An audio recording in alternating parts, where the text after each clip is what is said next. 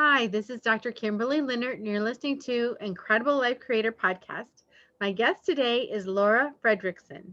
Laura Fredrickson is a financial wellness expert and empowerment specialist, international speaker and author, founder of the Prosperity Institute. Laura's global mission is to empower people in their lives, specifically in their relationship with money, so they can create lives of true wealth and experience of love, joy, passion, purpose, and freedom. She is devoted to people remembering their self worth beyond their net worth and creating lives of personal fulfillment and emotional well being. Welcome to the podcast, Laura. Thank you, Kimberly. I'm honored to be here with everybody. Yes, and you're in the beautiful place of Bali, and I can see your garden behind you. It's just gorgeous. Thank you. Yes, I'm blessed and so grateful to be here. Yes, and so people can get to know you and like how you got to Bali. I mean, we all want to go to Bali. So why don't you tell us about your life and how you got to be doing what you're doing now? Oh, thank you. Yes, I think as is the case for all of us, we all have trials and tribulations that ultimately become catalysts for our service in the world, if we so choose. And that catalyst for me was the dual suicide of both of my parents due to financial stress when I was 29 years old. And so I'm sure there are many people that are listening to the podcast now that have been intimately touched by a loved one who has committed suicide. So I want to speak very compassionately about the subject. It is rampant right now due to 2020. And so for me, of course, just so devastated, so much trauma that was involved in that experience. I, of course, got support around that, moved through that, all the emotions that accompany that, and ultimately now in retrospect, and we can't see the forest amidst the trees, so I'm saying this with empathy and understanding for anybody who has recently experienced a loved one who took their own lives.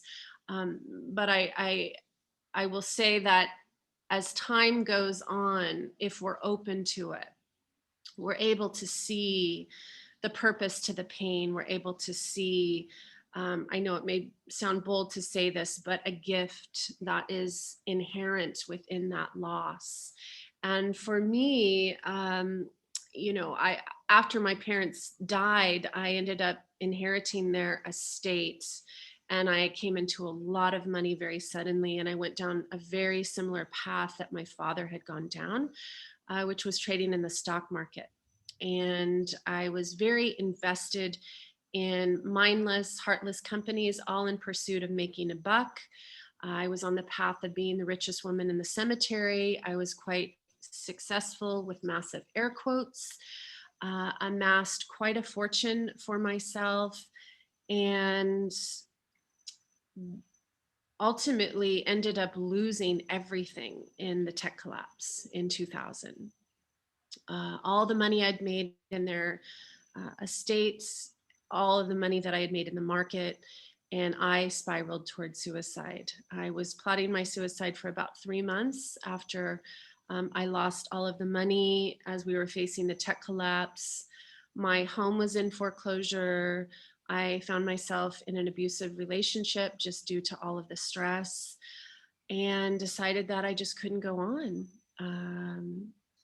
I just was literally penniless, um, felt so pointless, felt so much shame around uh, losing what I considered to be the last connection to my parents, which was their, the estate, the finances involved in all of that.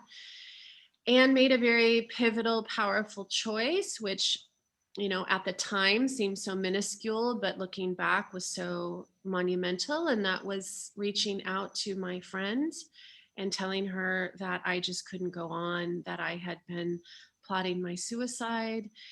And it was just this incredible exchange, really not too many words shared.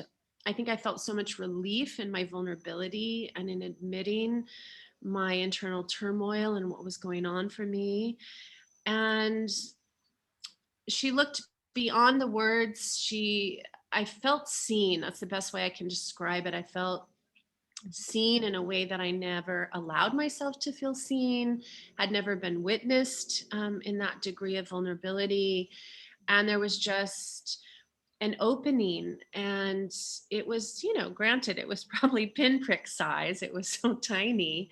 But it's like we can have the darkest night of the soul, and just one candlelight conversation can illuminate that darkness in a very profound way. And so for me, that was that candlelight conversation. And I ended up walking from where we were standing in the kitchen, went and sat on my couch, and in front of me was a book I had never seen before. I do believe it was divinely placed in my life.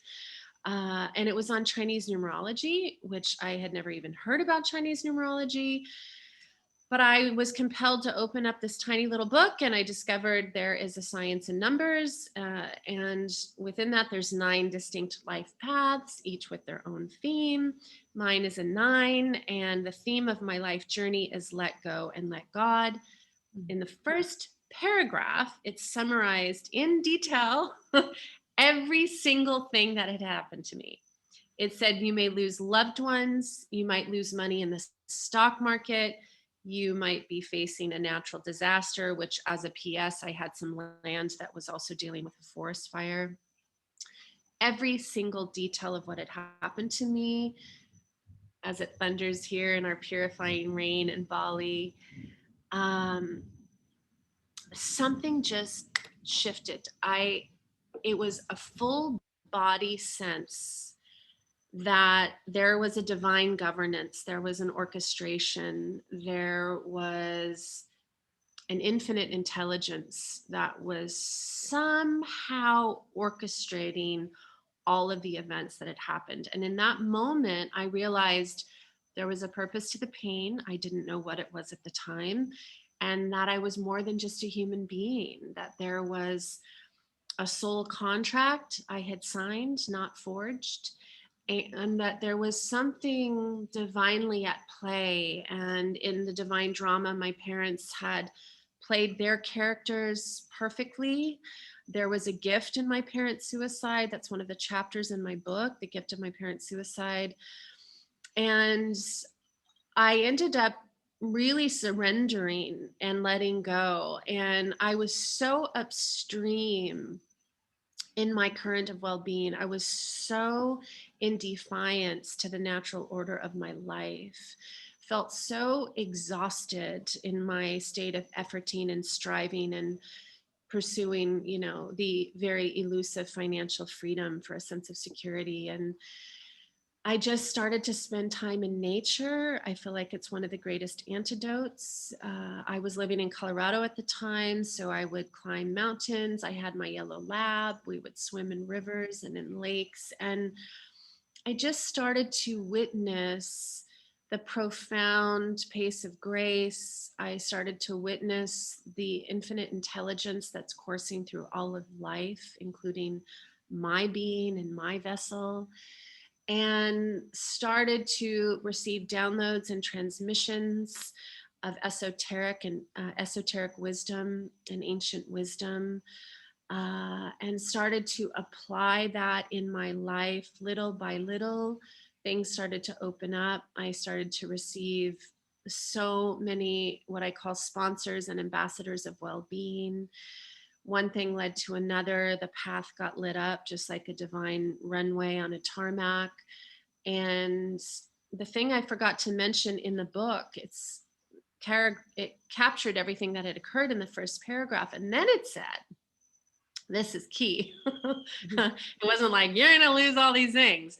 It said, if you can learn to surrender and let go, you will have the most incredible life filled of love and purpose and adventure and service beyond your wildest imagination. And so here I am 22 years later, living the prophecy of that book. And that just happened to have brought me to Bali, here again, continuing the path of surrender. Um, you know, the universe provides if we allow her to do so. She is infinitely intelligent. And so I kind of got out of my own way and ultimately realized that I did need to die. But what I need to lead my body out of it. And it had more to do with the death of a misguided approach to life and an operating system that just fundamentally was not serving my emotional well being. And I'll just close with this share by saying that one of the downloads I received, which was really a question, which was the main catalyst for the pivot, was, is there anything more valuable to me than how I feel? And I had not been governing my life from that place. I was caught up in the if then, when then epidemic, right? So if I make this much money, then I'll be free and I'll be secure. And when I lose 10 pounds, then I'll love myself fully, you know. And if I could just do this one more thing that would check the box of accomplishment and accolades, then my dad will be proud of me. And then I can make peace with all of that, you know. And it's just that perpetual addiction of an outside in orientation. So, so that's that's my pivot. Wow. So when you started this journey, it started with that book, and you were obviously open from a spiritual standpoint because you were getting information from outside.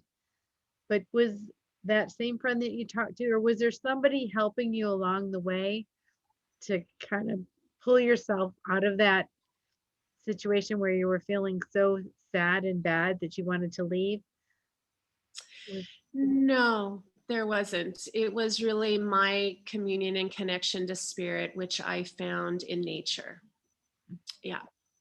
And that may not be the case for everyone, but for me, it was very self-derived with a capital S. So um,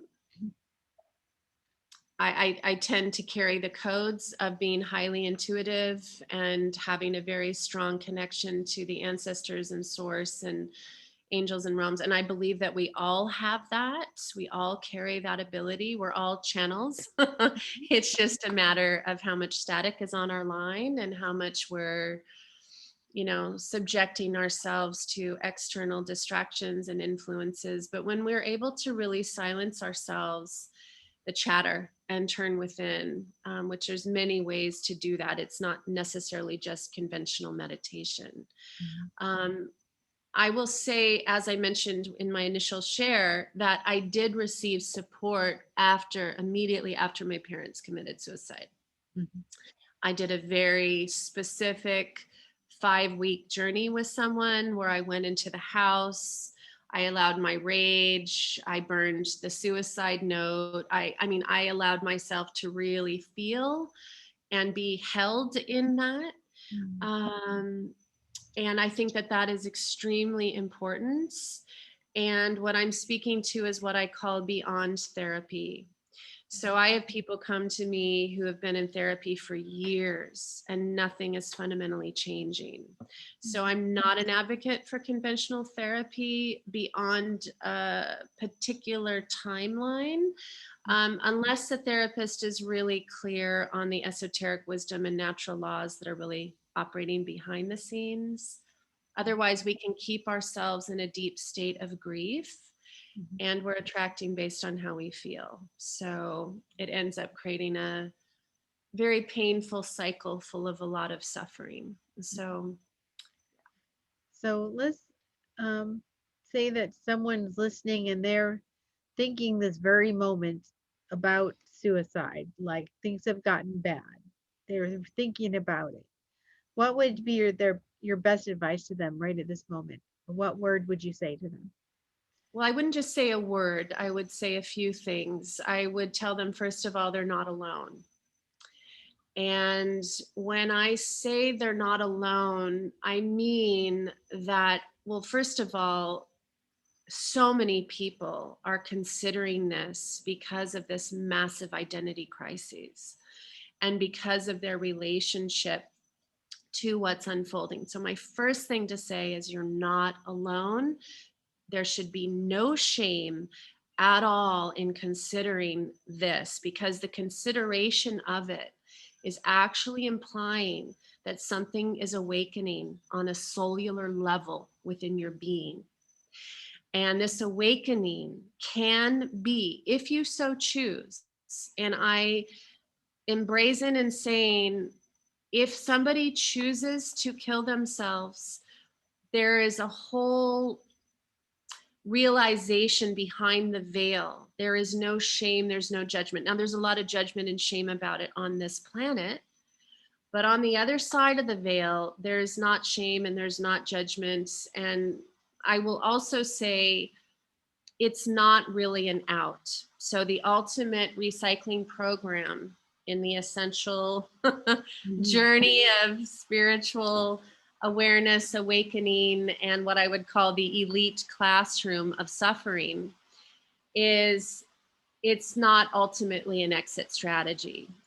You leave your body, but you'll just kind of recycle to kind of get it all over again. And as I mentioned, it's the feeling of wanting to do it can be a very powerful catalyst to surrender to something else. And the something else, when I say you're not alone, is there is a force and a support that is behind the scenes in the unseen realm that is so magnificent and is so powerful that in the moment we surrender to it, whether that be in a form of prayer, setting intention, announcing that I just can't take it anymore, help me. It can be in the most basic foundation of asking for support. There are miracles that will happen. And I came from a family of atheists, and I say this from a place of not advocating conventional religion, none of those things in particular. But the amount of support and love that is here for us during this time is so incredible. I mean, I could go off on a whole rant about the Phyto Belt and all the transmissions of love and light that are pouring into our planet right now. But those would be my initial offerings, is that you're not alone. There's no shame in this. There's something that's wanting to die. But if you can surrender to something else, and you don't need to know what it is or how it's going to come to fruition, because that's exhausting and I feel like causes so much of the suicidal tendencies and depression, is people get so caught up in, how am I going to go from nothingness to something? How am I going to go from penniless and pointlessness into actually living a life of bounty and purpose? You don't need to know how, but if I can do it, if I can allow it, anyone can allow it. Because I was at a point of absolute devastation, which may be hard to witness and see with what I'm showing you now, but may my manifestation and may my lights reflect back to all of you what you carry within you and what's possible for you if you choose it. And it is a choice. It's the free will component. Yeah. Right. Beautiful. Thank you so much for that. Yeah, that was wonderful. So Yeah. you talked about you connect with nature. So first of all, why did you choose Bali, and how do you connect with nature? I did not choose Bali. I chose a life. I set the intention that my life would be filled with reverence for the divine, that it would be filled with beauty, it would be filled with diversity, it would be filled with the natural abundance that life affords us, which is, you know, wonderful foods that are healthy, that nourish my body. But I didn't know what that was going to look like. I was just working very deliberately with my own contrast, my own experiences that were kind of there, but not all the way representing what I wanted to feel and experience. So I just set the intention and I got into the feeling tone and the vibration of what I wanted to allow and receive. And then I just followed the road posts, as I call lighting up the tarmac and lighting up the trail. And I honored those impulses and intuition and made choices along the way. And then I found myself in Bali. Oh, okay. So I never looked at a map and went, oh, gee, I should go to Bali. It was never like that. I've learned that even though I'm a grand dreamer, Spirit and Source and God and Great Mystery can dream a dream far grander than mine. So I kind of let her work her genius. Beautiful, beautiful. And so when you're connecting with nature in Colorado, and then you're connecting with nature in Bali, is there a difference? Is there a, like even from state to state in the United States or from country to country, there's a different vibe. So yes, I mean, absolutely. There's the old forests in the UK, there's what you experience in Big Sur, the surging, activated ocean and surf, and then the wind that comes with that. And then there's the vast expansiveness of the Mojave Desert. There's the incredible experience in Moab with the cliffs and canyons and the rivers and the snow-kissed La Salle Mountains with every single color gradation in between when fall is in full effect. And then there's Bali, which I'll just kind of turn my camera so everyone can get a dose of Bali love. I did my full moon fire ritual last night, so you'll see remnants of that out here. beautiful. So green and so lush. Green and lush, and you'll see the frangipani flowers have fallen. So every day I'm blessed with those, and if everyone can smell that. Beautiful flower. Yeah. So it's really, as wonderful question.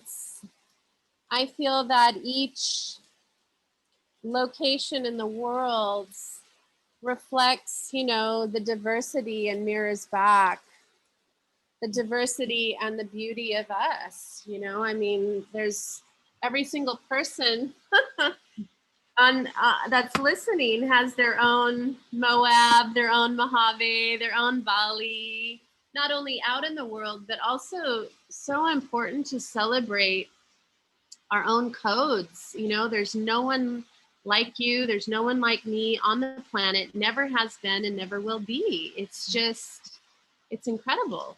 So that's true. So let's talk about money.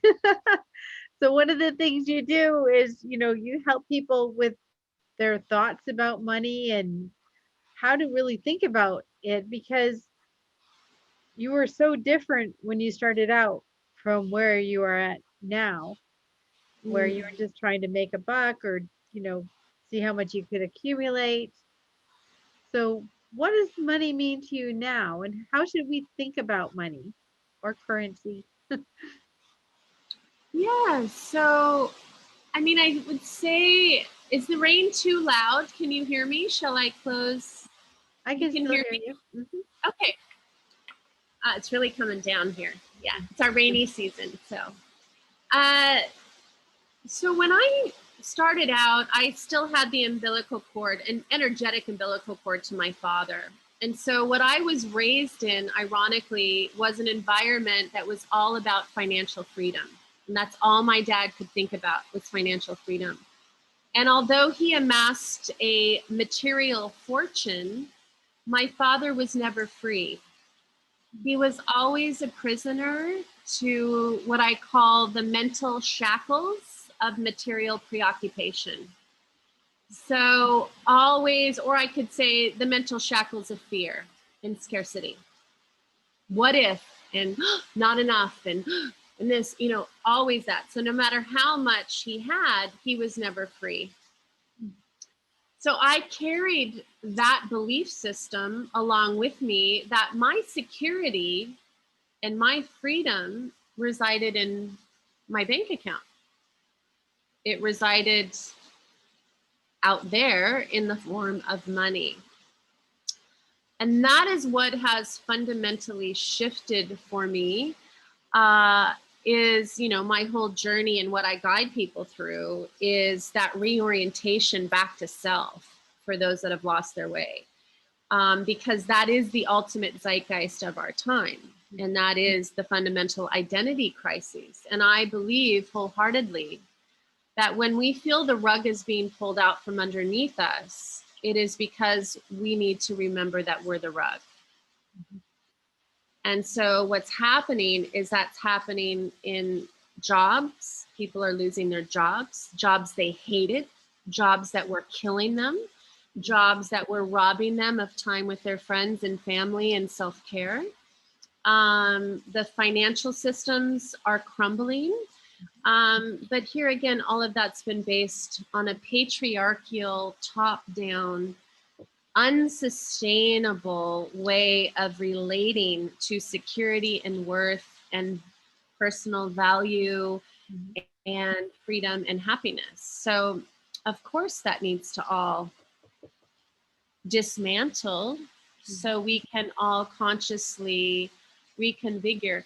Not new systems. The systems are the manifestation of the beliefs. So even when I talk about cryptocurrencies and all the alternative currencies, they're not a solution. Because if the consciousness doesn't shift, it won't matter. People will continue to be in the same cycle, but now they'll be in that, but it'll just have to do with cryptocurrency. So to answer your question, the way I work with people and the way I view money is, money reveals us. There's a lot of people that believe in law of attraction. And of course, my thoughts create my reality, except for when it comes to money. It's like money's the exception to the natural law, And so for me, it's more about just gifting people the awareness. What is their fundamental relationship with money? Meaning, what are the core beliefs? And until those core beliefs get illuminated and shifted into life-affirming ones, nothing will fundamentally change. So remember, we're attracting based on how we feel.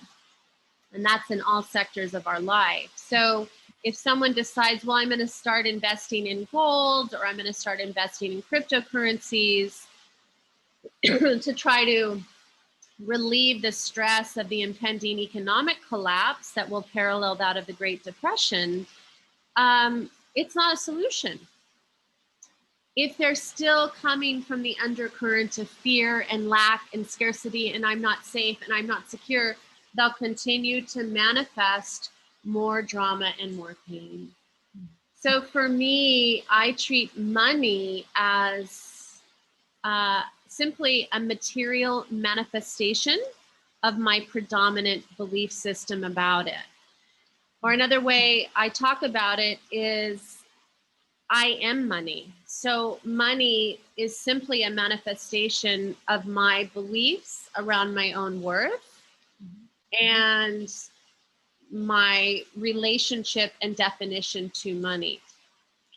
So it's amazing how many people are governed by their money fears. A lot of it's unconscious, but a lot of it is psychological inheritances from family and media, and back and back and back it goes. Most people have never defined money in their own personal dictionary, So that's the starting point. Awareness is key for people to just realize, okay, well, how do I define money? Because how we define money is informing our personal realities. So it's very important to get into the driver's seat of that and to step into awareness about that first and foremost. So how do you dig into that with someone? You know, some of these things I think we're really even not conscious of them. You know, things passed down through our families or genetically or whatever, or, you know, we just, someone said something and we Yeah. made a decision about what they said, even though we don't realize we made a decision about what they said, and then we're acting on it. Yeah. Well, I've created a methodology. It's what the priceless principles, prosperity principles, and practices are. And so I guide people through a 30-day journey. I fast track their vibration. I take them through my alignment process. So I remind them of the natural laws that's actually operating behind the scenes, because it'd be like trying to build a mansion or a house without a solid foundation. So I give people that solid foundation in the first 2 weeks. And then I share with them a very powerful perception shift process that allows them to work with their emotional body to identify the limiting beliefs and shift it into core truths and alignment. And then there's an additional other practice that complements that, which really supports them to have the sustainable shifts, because that's what's really key. I mean, we can become aware of a limiting belief. We might even do our best to linguistically shift that. Mm-hmm. But without the additional practice that I complement that with, things won't shift. But people who are coming into the programming, the reason why I created, the principles and the practices is because they are seeing radical shifts in 30 days. And then it's sustainable. So I sort of give them what they need to continue. And then I also have an offering, which I'll share more at the end, which is the money ceremony. And that is a very powerful blast, because I work with people on their limiting beliefs and their scarcity mentality regarding many subjects. But of course, the money one is the most dense. And so there is a very powerful money ceremony I created. And I call it ceremony because ceremony is just uniting an intention with an action. And when we do that, it's very, very powerful. Excuse me, I have a little tickle.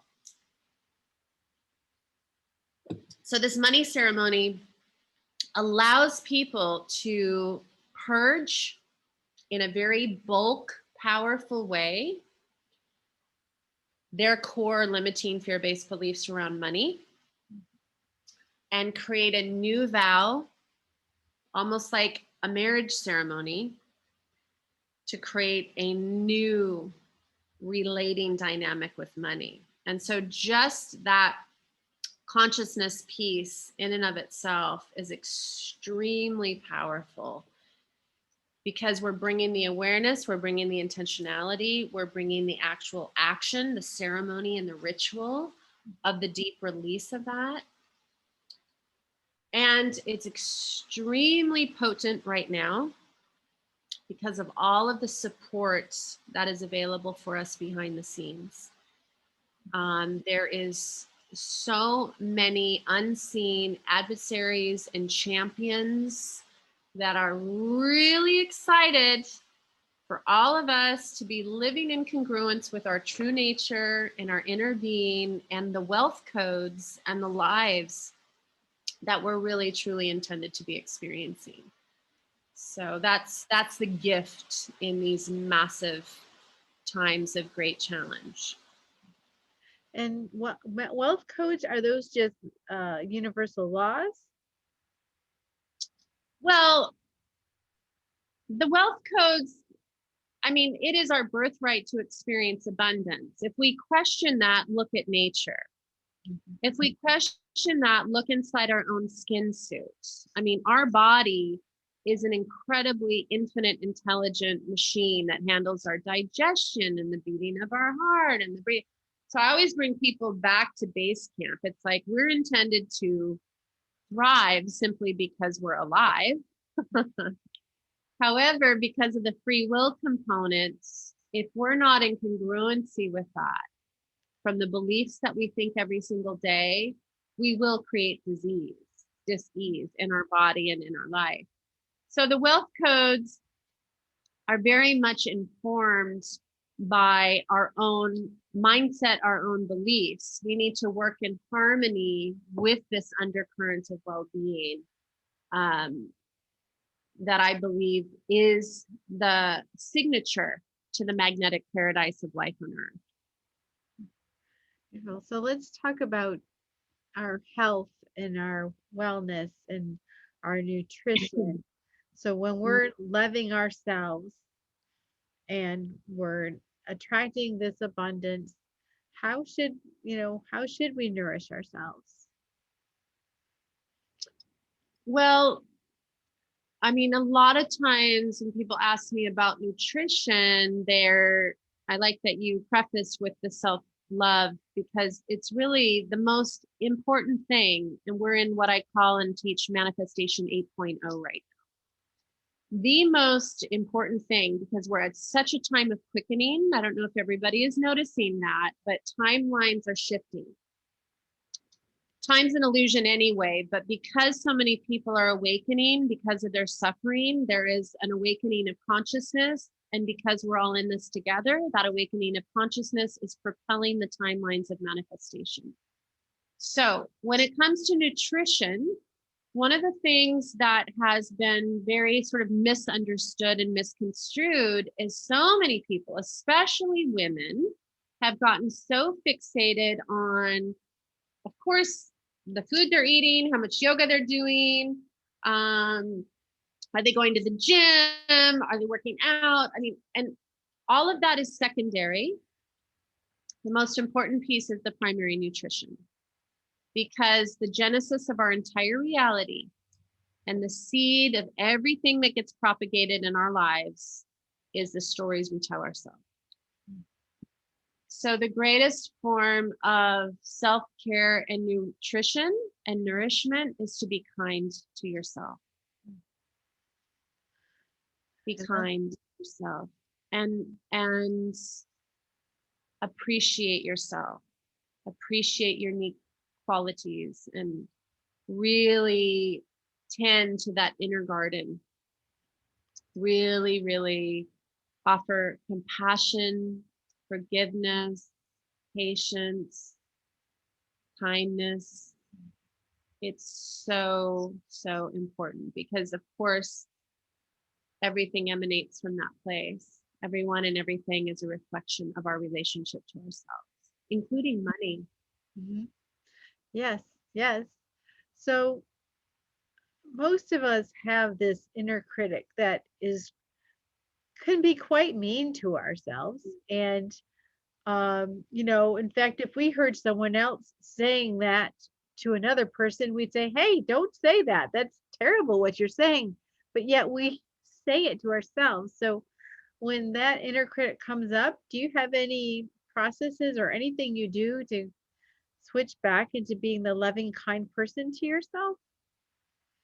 I mean, it's the same process I spoke to before. So it's the perception shift process that I teach people about, because there's so many variables of the kind of dialogue. It could be about money and we're not worthy and we're fat and we're ugly and look at that wrinkle and nobody wants me and I'm this. I mean, there's so many facets of it. That's why I created the actual process to help people to identify it and shift it.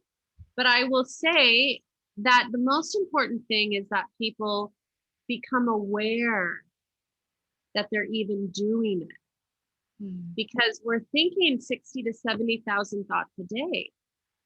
And Harvard did a study. Guess how many of those thoughts are negative of the 60,000? Oh, I know 75% of them probably. Yeah. Exactly. 48,000. And so what typically happens, and I speak this because I used to be this person. I'm a work in progress. I have to be super vigilant that I'm doing the principles and practices also. But sometimes we don't even realize that we're in what I call like the internal machine gun alley, just like beating ourselves up and Mhm. shadow boxing with our past or our future. And so the awareness is key. So a simple tip and trick is you could simply put a post-it up on your fridge or in your bathroom mirror. What are you thinking about right now? Mm. Because it just, and then another post-it, be kind to yourself.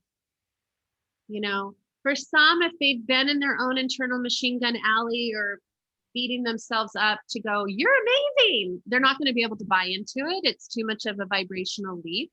Mhm. But the awareness is key. So just realizing, okay, what are you thinking about right now? Smiley face, like, Mhm. and bringing some humor into it because we're all human. Mhm. You know, it's like, oh, there I go again, just instead of, oh, there I go again, doing it again. Like, no, we don't want to doubly compound it. Oh, there you go again. Be kind to yourself. I've also found myself, I'll share a tender moment. I guess it was maybe 15 years ago.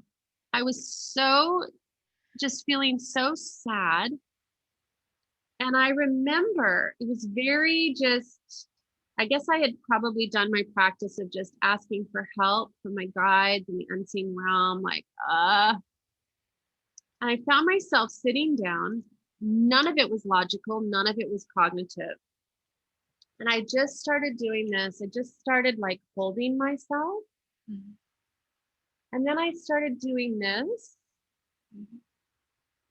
And then I found myself brushing my own hair, not like I'm preppy, but just, Uh, it just felt like such a divine, maternal, motherly thing to do. Mhm. So when we catch ourselves in those moments, I mean, it is so powerful. Whatever conscious choice we can make to love ourselves, we can infuse that intention. So if you have a bathtub, I'm a huge bath ritualist, Mhm. bringing love into that. If you're taking a shower, water is extremely purifying. It's very powerful. Um, Shower yourself with blessings is what I call it. So you can stand in the shower and just, I love you. If you're really feeling afraid, it can just be like, I'm safe, I'm Mhm. held, I'm loved, everything is going to be okay. Everything is going to be okay.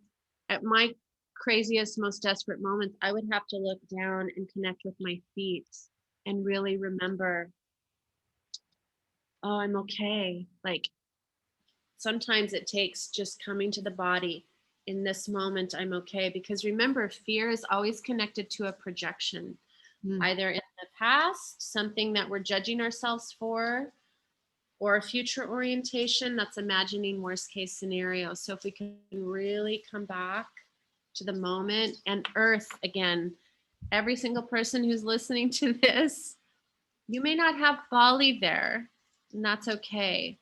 But you have Mother Earth underneath you, and just sitting down, laying your belly on the earth, putting your feet on the ground, closing your eyes, holding yourself, connecting to the heartbeat of the earth. Sometimes I'll imagine my legs as tree trunks Mhm. and a root system coming out from the bottom of my feet, and just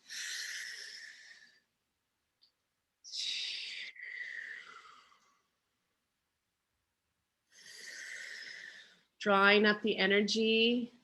And oh my gosh, it can be so revitalizing and grounding. And in those moments, it takes 17 seconds to activate a new vibration. So you can always just come back to that. Before you know it, you'll start to feel space, momentum. Things will start to appear as they did for me. I'm not lucky. I'm not special. I was deliberate and I was open and I surrendered. And we all have the ability to do that. So, yeah. Beautiful. So I am sure there are people that would love to get to know you more and also, take advantage of the services you have. So why don't you go over what services you do offer right now? And you said you had a special offer for people, and also where Yeah. people can find you, like your website. Yeah, so you can find me at laurafredrickson.com. That's Fredrickson. And I am offering in service to these incredible changes and identity crises that are going on. I've distilled all of my teachings from the last 20 years into the Prosperity Institute. So it's a membership offering. And I'm gifting the first 2 weeks of the membership totally free of charge.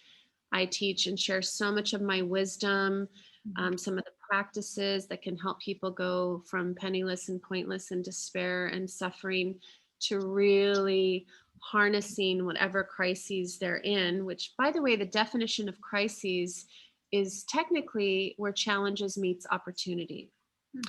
So for anybody who wants to allow these changes that they've been going through to be a Kickstarter campaign for their most amazing life ever, you can learn all of that in the Prosperity Institute, and you can find that in my website, laurafredrickson.com.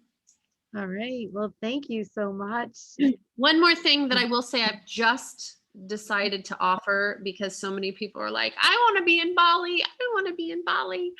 I'm doing a monthly offering called Bali Blessings. New moon and full moon, I will be doing rituals, ceremonies, going to temples, going to the oceans, infusing everyone with the love stream of inspiration, empowerment, and practices to really uplift you wherever you are in the world.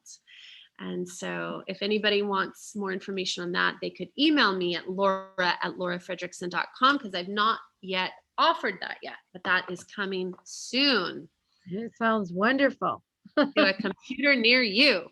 Yes, yes, sounds wonderful, especially with all of us pretty grounded where we're at. Oh, yeah. Well, I want to share the beauty and the magic. And I did do something like this before for a special winter solstice offering. And everyone was so touched. And I didn't think or know it would translate virtually. And people were just like, oh my God, it's so amazing. So I want to just share it with everyone. Yeah. All right. Well, I so appreciate you being on the podcast today and for sharing your knowledge and wisdom. And I was just feeling your intuition even as you were talking. Very amazing. Thank you. Oh, thank you, Kimberly, for promoting everyone to be powerful creators of an incredible life. And I honor you so much for the role that you're playing and for the space that you hold to facilitate these heart to core conversations. So thank you for allowing me to be here to share, and Yeah. an honor. Yes, I Yes. love to do it. So I have one last question before we get off. What is your best advice? What's your best advice on living an incredible, amazing life? Love yourself. All right. Great. Well, thank you so much. And Okay. we'll talk to you again soon, Laura. Okay.